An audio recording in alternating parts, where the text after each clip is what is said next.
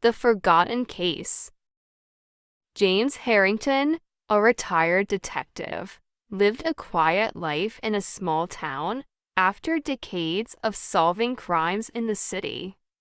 His reputation as one of the finest detectives preceded him, known for his meticulous attention to detail and unwavering dedication to justice. But now, in his retirement, life had slowed down. Days were filled with walks through the park, coffee at the local diner, and conversations with old friends. The days of chasing criminals and piecing together clues were behind him, or so he thought. One rainy morning, while James was sitting in his cozy study, enjoying a cup of black coffee, he noticed something odd. An old case file lay on his desk, its edges worn and faded. James furrowed his brow. He hadn't seen or thought about work in months, and yet, here was a case file. It wasn't just any case file, it looked familiar, yet something about it felt foreign. He reached for it, his hand trembling slightly, as if his body knew something his mind did not. Chapter 1: The Mysterious File. The case file was labeled with a number and a name, Case 374, Sarah Donovan. James opened the file slowly, flipping through the yellowed pages. The name didn't ring a bell. He had worked on hundreds of cases during his career, but there was no recollection of a Sarah Donovan or any connection to the case file before him. "What is this doing here?" James muttered under his breath, confusion creeping into his thoughts. Had someone placed it there? Was this some kind of joke? He couldn't remember ever handling this case. Yet, as he read through the details, he began to feel a strange sense of familiarity. The file described the disappearance of a young woman named Sarah Donovan, who had gone missing 15 years ago. She was 22 at the time, last seen leaving her apartment on a cold winter night. There were no witnesses, no signs of struggle, and no significant leads. Her case had gone cold. James sat back in his chair, staring at the name. Why didn't he remember working on this case? His memory was sharp. He could recall every major case he had ever worked on, but this one was a blank. The unease inside him grew, but so did his curiosity. Chapter 2: A Walk Down Memory Lane. Unable to shake the strange feeling, James decided to dig deeper. He headed to the local police station, where his old colleague, Detective Bill Anderson, still worked. Bill had been a junior detective under James for years before taking over many of the active cases after James retired. When James entered the station, Bill looked up from his desk, surprised to see his old mentor. "James, what brings you here?" Bill greeted him warmly, but James was all business. "I found a case file on my desk this morning," James said, getting straight to the point. "Case 374, Sarah Donovan." "I don't remember ever working on it." Bill's smile faded, replaced by a puzzled expression. "Sarah Donovan. That name doesn't sound familiar to me either," he replied. "But if it was in your old files, maybe you worked on it before I joined the force." James shook his head. I checked the dates. This case was filed about 15 years ago, long after you and I started working together. Something doesn't add up. Bill leaned back in his chair, thinking. Do you want me to pull the archived files? Maybe we can find out more. Please, James said, the unease growing in his gut. A few minutes later, Bill returned with a box of files. They flipped through the records, but there was nothing, no mention of Sarah Donovan, no case 374 in their system. It was as if the case had never existed. James, are you sure you didn't get this case from somewhere else? Maybe someone's playing a prank?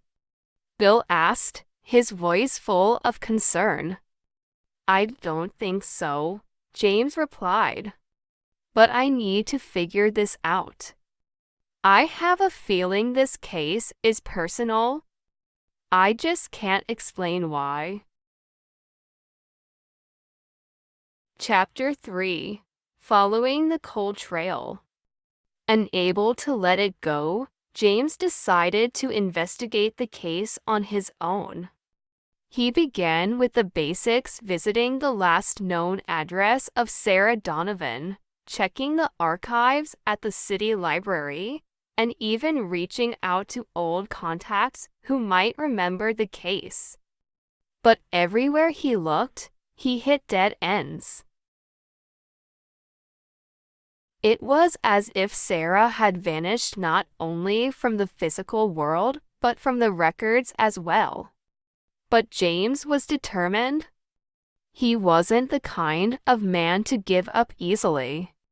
There was something about this case that tugged at him in a way he couldn't ignore. It wasn't just a professional obligation, it was personal. After weeks of searching, James finally caught a break. An old friend of his, a retired journalist named Evelyn, had once written about missing persons in the city. When James asked her about Sarah Donovan, Evelyn's eyes widened in surprise. I remember her, Evelyn said. She disappeared so suddenly, and there was a lot of speculation about what happened to her. Some thought she ran away, others believed she was kidnapped. But the strangest part was that the case was closed without any resolution. James's heart raced. Closed. By who? I don't know for sure, but I remember hearing rumors that someone high up in the department shut it down. There were whispers that it was too sensitive for public attention. James's mind reeled. Why would a simple missing person case be shut down so quickly? And why couldn't he remember any of this? Chapter 4. The Family Connection. Determined to get to the bottom of the mystery, James decided to visit Sarah's family. Her parents had long since passed away, but her younger brother, Michael Donovan, still lived in the city. James arranged to meet him at a small cafe near his office. When Michael arrived, James noticed the weariness in his eyes. It was the look of someone who had spent years searching for answers and finding none. Mr. Harrington, thank you for reaching out, Michael said, shaking James's hand. I appreciate you looking into Sarah's case again. It's been so long, and I'd almost given up hope. James nodded.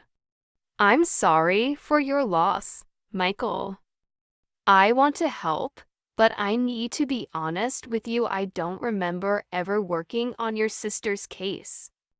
I don't even know how the file ended up on my desk. Michael looked confused. But you were the lead detective on the case. My parents told me they spoke with you several times after Sarah disappeared. They said you were working night and day to find her. James felt a chill run down his spine. I don't remember any of that, he admitted. But I'm here now, and I'm going to find out what happened. Michael nodded, though the confusion never left his face. Thank you. I've always believed there was more to Sarah's disappearance than we were told. My parents thought the same, but they were too afraid to push for answers. Afraid of what? James asked. Michael hesitated before answering. There were rumors. Rumors that Sarah was involved with someone powerful. Someone who didn't want the truth to come out. Chapter 5: The Deeper Truth. James's investigation led him down a dangerous path. The more he dug, the more he realized that Sarah's disappearance wasn't just a simple case of a missing person. There were powerful forces at play, people who had gone to great lengths to erase her from the records and silence anyone who asked too many questions. As James pieced together the clues, he began to uncover a conspiracy that reached deep into the heart of the city's elite. Sarah had been involved with a prominent businessman, a man with ties to corrupt politicians and criminals. She had discovered something she wasn't supposed to, and it had cost her her life. But the most shocking revelation came when James realized the personal connection he had been sensing all along. Sarah Donovan wasn't just a random victim, she was connected to him in ways he had never imagined. His own brother had been involved in the cover-up, working with the businessman to keep the truth hidden. James's world crumbled around him as the truth came to light. He had been used, manipulated into closing the case without ever realizing the extent of the corruption. His own family had been complicit in Sarah's disappearance, and the guilt weighed heavily on him. Chapter 6: The Final Confrontation. With the truth now in hand, James knew what he had to do. He confronted his brother, demanding answers. The conversation was tense, filled with years of buried resentment and anger. "You were supposed to protect people," James shouted. "How could you do this? How could you be a part of something so evil?" His brother looked at him with a mixture of shame and defiance. "You don't understand, James. It wasn't that simple. We didn't have a choice. If we hadn't gone along with it, we would have been destroyed." "You had a choice," James said, his voice cold. "And you made the wrong one." In the end, James turned his own brother over to the authorities, ensuring that justice was finally served for Sarah Donovan and her family. It was a painful decision, but it was the right one. The case that had haunted him for so long was finally closed, but the scars it left would never fully heal. Epilogue. James Harrington returned to his quiet life, but he was forever changed. The forgotten case had brought him face to face with his own past, forcing him to confront the darkness that had been hidden in his own family. He had solved one last mystery, but it had come at a great cost.